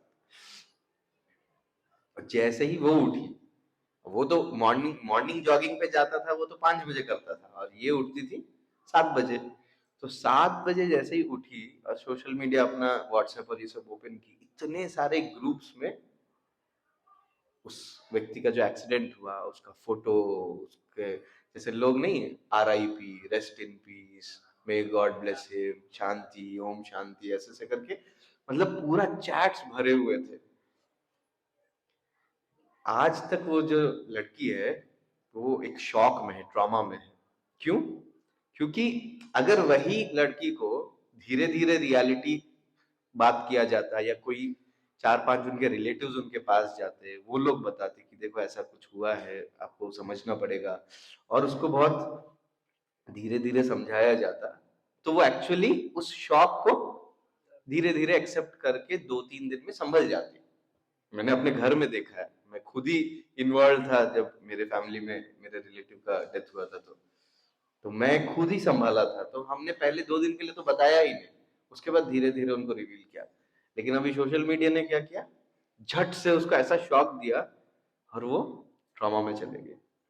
तो इस तरह बहुत सारे रिलेशंस बर्बाद होते हैं, बहुत सारे लोगों को लोनलीनेस होता है। तो सबसे पहले हम लोग को समझना चाहिए कि क्या सही में ये हम इसको यूज कर रहे हैं कि वो हमें यूज कर रहा है, ये चीज जानना बहुत जरूरी है। जैसे ये बॉटल दिखा ना, कल देखिए ये जो बॉटल है, मेरा मेरी सिस्टर ने मुझे गिफ्ट दिया था। तो एकदम नया, एकदम चमकता हुआ नया बॉटल था, 2-3 दिन ही हुआ यूज करके। तो कल मैंने एक भक्त को ये बॉटल दिया, थोड़ा सा गर्म पानी भर देना करके। भक्त बहुत सिंसियर भक्त है तो उन्होंने बहुत प्रेम से गर्म पानी भरा, लेकिन इस बॉटल को थोड़ा फिसल गया उनके हाथ से, जानबूझकर नहीं, फिसल गया। और बॉटल पे क्या हुआ, एक ये लग गया, डेंट लग गया। तो देखिए मैं ये एग्जांपल क्यों दिया बता रहा हूँ, लोगों को ऐसा लगता है कि मैं सोशल मीडिया पे, यूट्यूब पे, इंस्टाग्राम पे किसी भी चीज पे कुछ भी देख लूंगा और बस देख ही लिया ना तो क्या हो गया, कुछ नहीं हुआ। नहीं, जिस तरह इसके अंदर पानी है, आप पानी को वापस गिरा सकते हो, पानी तो चले जाएगा, लेकिन ये जो डेंट है ना, ये नहीं जाएगा। तो ये जो बॉटल है, ये हमारे हृदय को रिप्रेजेंट करता है। तो ये मुझे क्यों एग्जाम्पल याद आया कि जब इस डेंट को देखा तो मुझे लगा कि डेंट इस पे नहीं, मेरे हृदय में लगा है। तो, तो मैं साइंटिफिक रिसर्च आपको बता रहा हूँ। साइंटिफिक रिसर्च ये है कि जैसे भारत में भारत के युवा एक सेकेंड में 30,000 एडल्ट वेब पेजेस ओपन करते हैं। एक क्षण, मतलब अभी हमने क्लास शुरू की है, हो गया होगा, कितने सेकंड हो गए होंगे, मतलब आप सोचो 3,600 सेकंड हो गए होंगे। एक घंटा में 3,600 सेकंड होते हैं, तो 3,600 सेकंड में 30,000, उसको मल्टीप्लाई कर लीजिए, कितना होगा, 108। 108 इंटू क्या, लगभग एक, मुझे लगता है 1 करोड़ के आसपास आएगा कुछ, या 10 लाख या 1 करोड़ के आसपास कुछ आएगा, करेक्ट। इतने लोगों ने, मतलब आप लोग सब कितने पुण्यवान हो और कितने सौभाग्यशाली हो कि आप लोग यहाँ बैठ के भागवतम सुन रहे हो। और कितने, लगभग 1 करोड़ लोगों ने, युवा लोगों ने भारत में अपना पतन कराया है। तो लोगों को लगता है कि बस देख लिया और कुछ समय के बाद भूल जाऊंगा, फिर जब मन करेगा देख लूंगा, फिर चले जाऊंगा। ऐसा नहीं है। रिसर्च ये है, न्यूरोसाइंस ये बोलता है कि आपका जो ब्रेन का जो वायरिंग है और फंक्शनिंग है, वो परमानेंटली इफेक्ट हो रहा है। और अगर आप एक ही चीज को बार बार बार बार बार बार ऐसे करके अगर करेगा, कोई एडिक्शन के रूप में करेगा, तो जिस तरह इस बॉटल पे परमानेंट डेंट लगा है, वैसे ही हमारे ब्रेन पे भी परमानेंट डैमेज होता है और हमारे थिंकिंग प्रोसेस इफेक्ट होता है उससे, वो परमानेंट डैमेज होता है।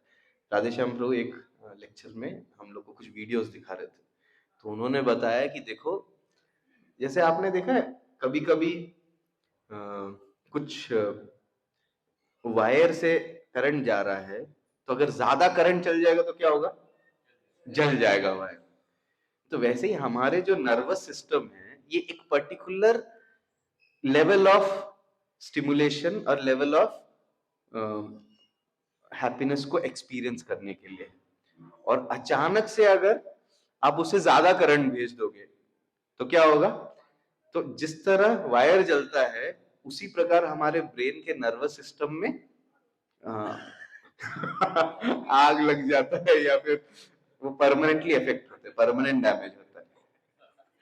तो इसीलिए मैं ये सब इसलिए बता रहा हूँ क्योंकि ये जो नव वर्ष है, अगर आप इसको सही में नया बनाना चाहते हो, तो हम सबको डिसाइड करना पड़ेगा कि हम जीवन में क्या करना चाहते हैं, हम जीवन में किस तरफ जाना चाहते हैं। हम, क्योंकि हम, हमारे जो चॉइसेस है, चॉइसेस को क्या बोलते हैं, वो तो ऑप्शंस, विकल्प मतलब ऑप्शन होता है, चॉइस मतलब, हाँ, हम जो चुनाव करेंगे, हम क्या कर, हम मंदिर में आए या डिस्को में जाए, हम दूध पिएंगे कि दारू पिएंगे, हम यहाँ पर आके भक्तों का संग लेंगे कि बाहर अभक्तों का संग से प्रभावित होंगे। जो जो हम चॉइसेस बनाएंगे वो हमारे डेस्टिनी को डिटरमाइन करेगा। तो इसीलिए अगर सही में हैप्पीनेस प्राप्त करना है और सही में इस नए वर्ष को सेलिब्रेट करना है, तो हम सबको, तो मैं तीन तीन ए फॉर्मूला बताता हूं। ये 3A फॉर्मूला आपको हेल्प करेगा इस नए वर्ष में सही चॉइसेस करने के लिए। सबसे पहला, हम सबको अपना अवेयरनेस बढ़ाना पड़ेगा। अवेयरनेस मतलब जागरूकता। जागरूकता, जागरूकता बोले ना, अवेयरनेस सही है। तो जागरूकता मतलब जागरूक होना पड़ेगा कि हमारे आसपास के जो चीजें हैं वो हमें कैसे प्रभावित कर रहे हैं।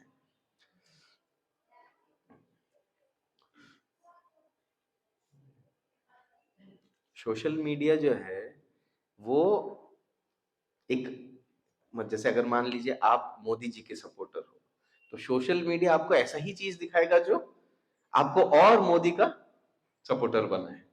और अगर आप मान लीजिए राहुल गांधी को सपोर्ट करते हो, तो सारा मोदी के अगेंस्ट और राहुल गांधी के फेवर में सारा फीड देगा आपको। तो ऐसा बना हुआ है। इसका मतलब हमारे पास कोई इंडिपेंडेंस नहीं है जब तक हम एक एनवायरनमेंट में हैं। वो एनवायरनमेंट हमें चीजें, सिग्नल्स भेज रही है, तो हमें अवेयर होना पड़ेगा। तो जब हम अवेयर होंगे तो क्या होगा उससे, हमें पता रहेगा कि इस जगह जाएंगे तो ये मेरे लिए अच्छा नहीं है। जैसे प्रभुपद जी के भक्त प्रभुपद जी के साथ एक बार एवलॉन बॉल रूम गए। एवलॉन बॉल रूम मतलब वहां पर युवा और युवतियां जो है नशे में सब डिस्को टाइप, डिस्को मतलब भारत का डिस्को नहीं, अमेरिका का डिस्को में नाच रहे। तो प्रभुपद जी गए, तो प्रभुपद जी पे तो कोई इफेक्ट हुआ नहीं। प्रभुपद कीर्तन किए, हरे कृष्णा कीर्तन किए। जब वापस बाहर जा रहे थे तो उसमें से एक भक्त कम था। तो प्रभुपद जी क्या बोले, ये जो जगह है ये साधुओं और भक्तों के जाने के लायक नहीं है, क्योंकि अगर आप ऐसे जगह पे जाओगे तो दूसरों को भक्ति देने के बदले आप माया आपको लेके चले जाएगी। तो इसीलिए आप थोड़ा सावधान रहिए आप किधर जा रहे हो। तो ये अवेयरनेस बहुत जरूरी है। दूसरा ए है कि हमें एक्सेप्ट करना पड़ेगा। एक्सेप्टेबिलिटी, एक्सेप्टेबिलिटी क्या होती है, हम सबको ये समझना पड़ेगा कि हमारे स्ट्रेंथ और वीकनेसेस क्या हैं। आप लोग में से कितने लोग क्रिकेट देखे हो? आपको पता है क्रिकेट में सबसे हाईएस्ट नंबर ऑफ सेंचुरीज किसने ठोका है? कितने कितने सेंचुरी ठोका है? 100। सेंचुरी ऑफ सेंचुरीज है उसकी, किसी का नहीं है। सचिन एक एक पर्टिकुलर टाइम पे हर बार एक शॉट खेल के आउट हो जाता था। कौन सा शॉट था वो? Cover drive. कवर ड्राइव खेलता था और आउट हो जाता था, हर बार आउट हो जा रहा था। और सभी बॉलर उसके उस वीकनेस को करते थे, टारगेट करते थे कि उसको ऐसा बॉल डालेंगे कि वो कवर ड्राइव खेलेगा, आउट हो जाएगा। सचिन ने प्रण लिया, आज से कवर ड्राइव बंद, कवर ड्राइव खेलूंगा ही नहीं। तुम मुझे वहां पर बॉल दोगे मैं छोड़ दूंगा, मैं खेलूंगा ही नहीं कवर ड्राइव को। आपको पता है रिकॉर्ड है ये, 241 रन्स ठोका सचिन ने बिना कवर ड्राइव के, एक भी कवर ड्राइव के। उस इनिंग्स को इसलिए याद किया जाता है क्योंकि वो सचिन के सेंस कंट्रोल को दर्शाता है। कवर ड्राइव खेलना महानता नहीं था, वो तो ठीक है, उसको आता है, वो खेल ही सकता है। महानता किसमें था? उसको एक्सेप्ट करना कि ये मेरा वीकनेस है और उसको रोकना। ज्यादातर लोग इस दुनिया में हर साल, हर ओल्ड ईयर कैसे जिए हैं?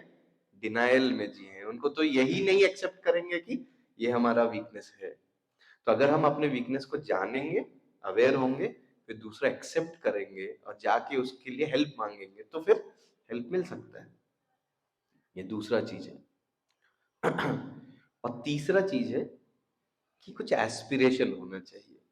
तो मेरे गुरु महाराज एक स्टेटमेंट बोलते थे कि if you do not have anything meaningful to die for, then you do not have anything meaningful to live for. मतलब अगर आपके पास एक ऐसा मिशन नहीं है जिसके लिए आप अपना जान दे सकते हो, तो इसका मतलब आपके पास ऐसा कुछ भी नहीं है जो जीने लायक है।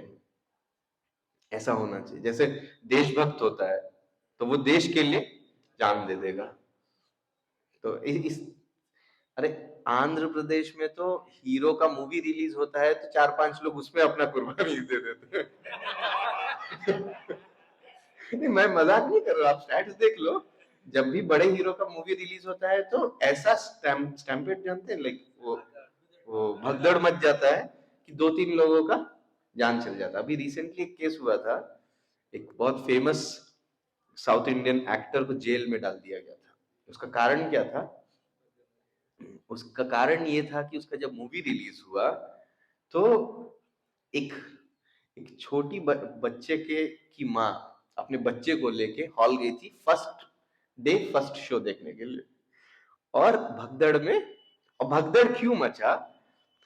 ये जो हीरो था, ये हीरो अपने ही मूवी को, अपने ऑडियंस को सरप्राइज देने के लिए अपने ही मूवी के फर्स्ट डे फर्स्ट शो में एक थिएटर में पहुंच गया। और अब वो आ गया तो भगदड़ मच गया, और वो भगदड़ में उसका जान चले गया, वो मर गई।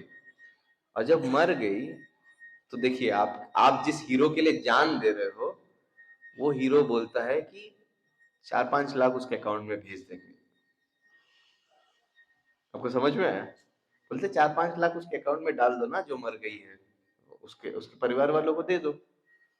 तो उसका मतलब, आपने उस हीरो के लिए, उस हीरो के एक मूवी के फर्स्ट डे फर्स्ट शो के लिए आपने अपना जान दे दिया, और वो हीरो क्या बोल रहा है? 4-5 लाख दे दो, काम सेटल कर दो। समझ में आया? ये उसका वैल्यू है, उस फैन का। तो सबने उसको बहुत गाली दिया, बोला कि भाई तुम मूवी से 100 करोड़ कमाओगे, 200 करोड़ कमाओगे, एटलीस्ट मतलब अगर उतना वैल्यू है तो एटलीस्ट करोड़, 4 करोड़, 5 करोड़ तो बोलो एटलीस्ट। ऐसा नहीं कि तुम कोई गरीब आदमी है, इतना अच्छा पैसा है तुम्हारे पास। और उसको पनिशमेंट इसलिए दिया जा रहा था, जेल इसलिए हुआ था क्योंकि उसने बिना इन्फॉर्म किए, बिना पुलिस प्रोटोकॉल फॉलो किए वो आ गया मूवी देखने के लिए, तो इसलिए उसको पनिशमेंट। मैं ये क्यों बताया ये वाला? हाँ, साउथ इंडियन मूवी फैंस तो मूवी के hero first day first show के लिए जान दे देते हैं। सदानंद गौर सही है, गलत बोल रहा हूँ? साउथ से है ना वो जानते हैं। जब हम बचपन में थे तो मेरे घर वाले, जब मैं तो मूवी हॉल में सिर्फ 2 ही बार गया हूँ साउथ में, हिंदी हिंदी मूवीज तो कभी गया ही नहीं। साउथ वाले मूवीज में मैं साउथ इंडियन था तो घर वाले लेके गए 2 बार। कौन सा मूवी के लिए? जो 2 साल पहले आया, उस मूवी के लिए, क्योंकि मेरे घर वालों को इतना डर था कि कहीं जान न चले जाए हमारा। 2 साल पहले का कुछ मूवी लगा हुआ उसमें लेके गए।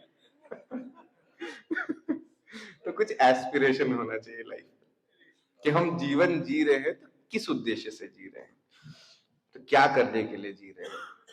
जैसे हमारे शिव कुमार कृष्ण ने अभी एक 1 ईयर में पूरा भगवत गीता सिखाने का एक टारगेट लिया। तो उन्होंने क्या किया, एक व्हाट्सएप ग्रुप बनाया है, क्या नाम है उसका? गीता इन 1 ईयर। तो भगवत गीता में कितने श्लोक हैं? 700 श्लोक। 700 श्लोक अगर आप हर दिन 2-2 श्लोक पढ़ेंगे तो 1 साल में भगवत गीता खत्म नहीं होगा, कंप्लीट हो जाएगा। हरे कृष्ण। तुम भगवत गीता को खत्म कर दोगे तो मैं भी वो ग्रुप ज्वाइन किया हूँ, तो प्रभु जी के कृपा से मैं भी धीरे धीरे 1 साल में भगवत गीता पढ़ लूंगा।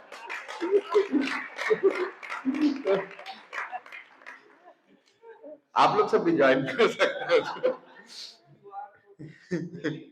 तो ठीक है, हम शेयर कर देंगे सभी के साथ। तो मैं क्यों बोल रहा हूं, तो आज सुबह 5 बजे जब कर रहे थे, और उनके मन में क्या आया कि सुबह 5 बजे उन्होंने टाइम रखा है कि वो हर दिन सुबह 5 बजे व्हाट्सएप पे श्लोका और उसका एक 5 मिनट प्रभु जी का रिकॉर्डिंग आएगा उसमें। हरे कृष्ण, हरे कृष्ण। नहीं, भगवान चाहते हैं कि मेरा गला से मैं बोलूं। मेरे पास सफिशिएंट आवाज है। सुनाई दे रहा है पीछे? तो 5 मिनट के लिए उनका एक रिकॉर्डिंग और उस पे श्लोक, ऐसा करके उन्होंने बनाया उसको। तो जैसे ही 5 बजा तो उनको याद आया कि 5 बजे, अरे अभी वो भेजना है। तो अगर आपके जीवन में कोई उद्देश्य है जिसके लिए आप जी रहे हैं, तो आपका मन उसमें हमेशा एब्जॉर्ब रहेगा। हमारे आचार्य गोसाई प्रो ने वहां पर शुरू किया, बालाजी टिफिन्स करके एक स्टार्ट किया था, वहां स्टार्टअप बनाया। तो मैं देखता था कि सुबह से लेकर शाम तक उसी चिंता में लगा हुआ है कि अभी मुझे ये सोक करना है, फिर इसको ये करना है, फिर ये बनाना है, फिर चटनी बनाना है, फिर ये करना है, फिर उसको अच्छा से मार्केट करना है, बेचना है। तो भगवान की सेवा के लिए कर रहे थे वो। तो अगर कुछ एस्पिरेशन है लाइफ में, कुछ सही एस्पिरेशन, ऐसा एस्पिरेशन पाल के कोई फायदा नहीं है कि मेरा एस्पिरेशन है कि एक दिन वो हीरो मुझे देख ले बस। एस्पिरेशन ऐसा हो सकता है कि एक दिन कृष्ण मुझे रिकॉग्नाइज कर ले, एक दिन मैं कृष्ण को देख लूं, तो ये एस्पिरेशन अच्छा है। तो मैंने 3 A's बताया। क्या 3 A's बताया? पहला क्या है? अवेयरनेस, दूसरा एक्सेप्टेबिलिटी, और तीसरा एस्पिरेशन। तो अवेयरनेस कहां से बढ़ेगा? जब हम भगवत गीता पढ़ेंगे, शास्त्र पढ़ेंगे, अपना ज्ञान बढ़ाएंगे, विजडम लिटरेचर्स पढ़ेंगे और एक सात्विक जीवन जिएंगे, क्योंकि सत्व गुण से अवेयरनेस आएगा। एक्सेप्टेबिलिटी कहां से आएगा? एक्सेप्टेबिलिटी आएगा जब हम थोड़ा नम्र होंगे। जब नम्र बनेंगे तो हम समझेंगे कि मेरे में कमी है, और जब आपके अंदर कमी है आपको पता चलेगा, तो फिर आप उस पर मेहनत कर सकते हैं। जैसे मैं एक अपना पर्सनल एक छोटा सा उदाहरण देना चाहता हूँ। कोविड के समय घर में मतलब मंदिर में ही बैठे रहे, कहीं बाहर जाते नहीं थे, तो मेरा वेट काफी बढ़ गया। तो लेकिन मैं अपने वेट को नापता नहीं था, इस डर से कि पता नहीं कितना आएगा।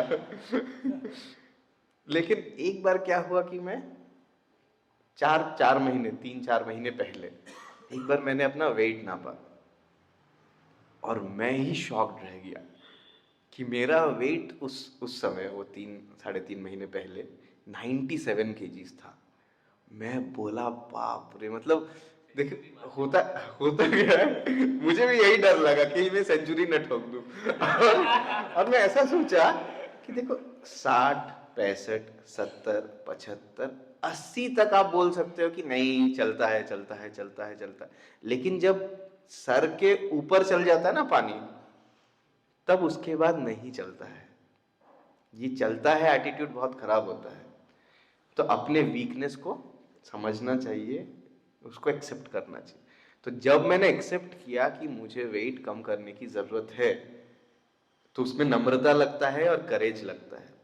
उसके बाद ही आप उस पर काम कर सकते हो। जब तक आप डिनाइल मोड में जियोगे, कि डिनाइल मतलब क्या, एक अभी हमारे आदिराज प्रांटो जो कुक है यहाँ पर, भक्त हैं, बहुत अच्छा कुकिंग करते हैं, उनका टी शर्ट पे मैं एक स्लोगन देखा,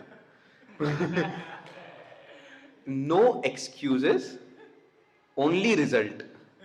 मतलब एक्सक्यूज देना बंद करिए और रिजल्ट लाके दिखाइए। मतलब क्या, जैसे मैं बोल सकता हूँ कि अरे मेरे घर में सब मोटे हैं, मेरे घर में जो मैं बचपन से ही, एक्चुअली मैं बचपन से ही मोटा रहा हूँ, तो बचपन से ही जेनेटिकली मैं मोटा ही हूँ, मैं ऐसा हूँ, मैं भाई इस्कॉन में हूँ तो बटर हलवा, मटर पनीर, और यही सब तो हमारा रेगुलर डाइट होता है। या रात को मुझे लेट हो जाता है सोने में, तो मतलब एक्सक्यूज देने के लिए आप 108 रीजन दे सकते हो कि क्यों आप उस चीज को जस्टिफाई कर सकते हो। लेकिन अगर हम एक्सेप्ट करें कि नहीं, ये मेरा वीकनेस है और मुझे इस पे काम करना चाहिए, और उसके लिए गाइडेंस लेना, तो एक्सेप्टेबिलिटी आता है ह्यूमिलिटी से। एक्सेप्टेबिलिटी आता है जब हम जाके किसी से हेल्प मांगेंगे, किसी भक्त का गाइडेंस लेंगे। और तीसरा मैंने क्या बोला? एस्पिरेशन। एस्पिरेशन तो कहां से बदलता है ये भी बता देता हूं। माद्रिक प्रपन्न पशुपाश विमोक्षणाय मुक्ताय भूरि करुणाय नमो ललाय स्वांशेन सर्वतनुभिर्मनसि प्रतीत प्रत्यग्दृशे भगवते बृहते नमस्ते। ये गजेंद्र जो एक एक क्रोकोडाइल के जॉज में फंसा हुआ है और उस दर्द में एक छोटा सा लोटस फ्लावर उठा के भगवान को अर्पण कर रहा है, भगवान उस समय वो गजेंद्र मोक्ष में ये स्तुति आता है, मातृ प्रपन्न पशुपाश विमोचनाय मुक्ताय भूरि करुणाय नमो लगाए। तो गजेंद्र ऐसा बोल रहा है कि ये जो अविद्या है, ये जो इग्नोरेंस, ये कैसा है। देखिए भगवत गीता में एक श्लोक है जहां कृष्ण बोल रहे हैं कि कालोस्मि, कि काल के रूप में मैं हर चीज का नाश कर देता हूं। Among destroyers I am time. लेकिन एक ऐसा चीज है जो काल भी विनष्ट नहीं कर सकती। क्या है वो? अविद्या। अविद्या को काल भी नहीं मार सकती। मतलब अविद्या जो है काल के प्रभाव से और बढ़ते ही जाता है, बढ़ते ही जाता है, कम नहीं होता है। तो इसका सिर्फ और सिर्फ एकमात्र सॉल्यूशन है जब हमारे एस्पिरेशंस संग से प्रभावित होते हैं। अगर हम सही संग लेंगे, सही एसोसिएशन में आएंगे, सही लोगों से सुनेंगे, शुद्ध भक्तों का संग लेंगे, अगर जैसा हम संग लेंगे उसके हिसाब से हमारे एस्पिरेशंस डेवलप होंगे। तो इसीलिए YouTube का संग, WhatsApp का संग, सोशल मीडिया का संग, ये सब को कम करना चाहिए। तो हमारे गौर गोपाल पर ऐसा बोलते हैं कि पहले के समय में साधु लोग हर फास्टिंग करते थे, लेकिन आज के समय में कैसा फास्टिंग करना चाहिए? खाने से फास्टिंग करो या ना करो चलेगा, लेकिन सोशल मीडिया से फास्टिंग करो। एक दिन हम नहीं यूज करें। एक ऐसा सर्वे किया गया था, मेन पुरुषों में किया गया था। आप में से कितने लोग एक दिन के लिए अपनी पत्नी के बिना रह सकते हो? आपको पता है कितना परसेंटेज लोगों ने बोला? 90% लोगों ने बोला कि एक दिन नहीं, कुछ और 2-3 दिन के लिए मुझे अकेले छोड़ो। उसके बाद दूसरा क्वेश्चन था, आप में से कितने लोग अपने मोबाइल के बिना एक दिन के लिए रह सकते? आप में से कितने भक्तों का ऐसा एक्सपीरियंस है कि जैसे मोबाइल अगर पॉकेट में नहीं है और कहीं आसपास नहीं दिख रहा है तो एक अलग लेवल की बेचैनी हो जाता है? आपने देखा है? शून्य एकदम जगत मोबाइल में रहे और ये शून्य एकदम जगत सर्व मोबाइल में रहे। मैं सिर्फ बोलने के लिए नहीं बोल रहा हूँ। एक नोमोफोबिया, मेडिकल में एक टर्म है नोमोफोबिया, ऐसा कुछ एक शब्द है। बेसिकली जिस एक फियर और एंजाइटी की मैं अपने रिश्तेदारों को खो दूं, इसको नोमोफोबिया, ऐसे कुछ नाम है उसको। नाम याद नहीं, नोमो है स्टार्टिंग में, नोमो करके आता है।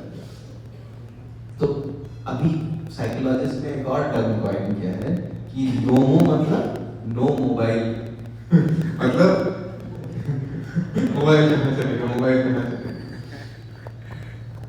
हमारे युवा कैंप में अगर किसी बच्चे मोबाइल खो जाए तो वो तो उसी के गम में और उसी के विरह में पूरा कैंप पार कर देता है। उसको समझ ही में नहीं।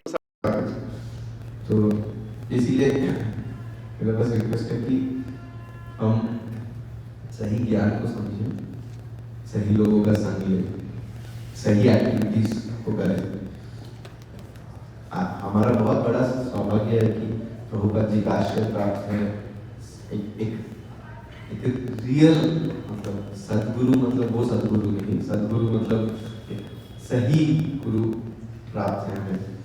शास्त्र हमारे पास है, गीता भागवतम है, भक्तों का संग है, अनंत में प्रसाद भी है। तो इतना सब प्राप्त होने के बाद अगर हम भी भौतिकवादी के जैसे अगर जीवन जी ले तो हमसे बड़ा दुर्भाग्य आप किसी का नहीं होगा। तो आइए हम इस नए वर्ष को सही में नया बनाएं, अपने अंदर परिवर्तन लाएं, अपने अंदर जागरूकता लाएं, अपने कमियों और गलतियों को सुधार के, और क्या पाने योग्य है उसके लिए प्रयत्न करके। नहीं तो बहुत लोग लेजी हैं और बहुत लोग क्रेजी हैं। या तो सोया हुआ जागा है तो बेवकूफ के जैसे जी रहा है, कोई मतलब नहीं है ऐसे जीवन में। ग्रंथराज श्रीमद् भागवतम की, श्रील प्रभुपाद की।